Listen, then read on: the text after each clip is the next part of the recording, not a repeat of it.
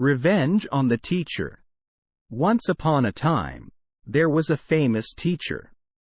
The king's family used to send their children to this teacher for learning. The children should go to him when the time comes, and the teacher will train them for years. The children should stay with him after he finishes the lessons, and then only students can return home.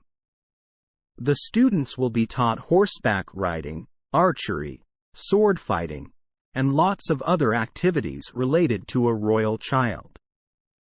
Apart from that, reading, writing skills, traditional books, and religion will be taught to make the student perfect. One day, the king of the country came to the teacher with his son. The king said, "Master, it is an honor that you teach my son. From today on, my son belongs to you. He will be the next king of you and this kingdom. It's your duty to make him a perfect king. And I am sure you will do it." The teacher said, "My king, I will teach him. I'm honored to make him the next king." The king's son started to learn with other children. He was a very smart and clever student. The time flies. The students went to a river for bathing as a routine. On the way to the river, there was a small house in which one old woman lived. The students should walk near this house. This woman was selling dried grains. Therefore, the grains were always being dried on the floor. One day, the king's son, who was passing through the house, took a handful of grains without knowing anyone. But old women saw that a child was stealing her grains. But she didn't care, as children do this as a play or out of desire. The next day, she saw that the same student was taking a handful of grains.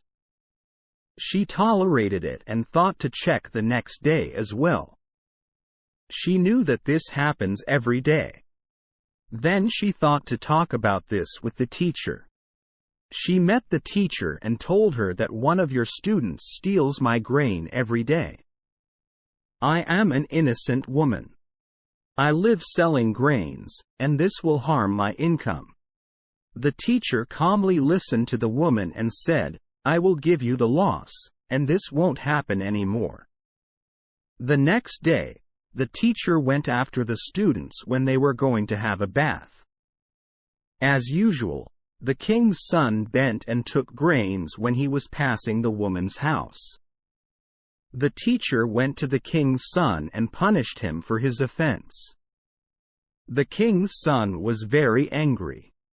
But he kept silent without uttering a word. Time went by. The king's son is now a young, talented one. He has completed his education well and was one of the best students of the teacher. When the time comes, the king's son has permission to return home. Years have passed. The king of the country was so old. He decided to give the kingship to his son, and he retired. His son was the king, and he talentedly ruled the country.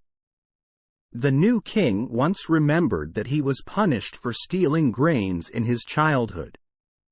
He thought to take revenge from his teacher on this. The king ordered to summon his teacher to the castle. The teacher was very old. But that was the king's order. So, he came to the castle to meet the king. The king did not welcome the teacher and was sitting on the throne. The king was staring at the teacher and asking, "Do you know why I summoned you?" "Apologies, my lord. I don't have any clue," the teacher said. Then the king spoke. "Can you remember that you punished me once just for stealing some grains? Why did you punish me for such a small offense? Now I am going to punish you for what you did." The teacher understood that the king was going to take revenge. And he said, "My lord, I remember that situation. I punished you because I wanted to stop your stealing. If I let you continue your habit, you are not what you are today. Your father trusted me. He thought that I would make you a perfect king. Now you are a perfect king. But you would not if I gave you that punishment and stopped your bad habits at that time. Now I'm proud of what I did." The king began to think. He understood his fault, and he was ashamed of what he was going to do. The king immediately came to the teacher and apologized for his offense. And the king appointed his teacher as his main advisor.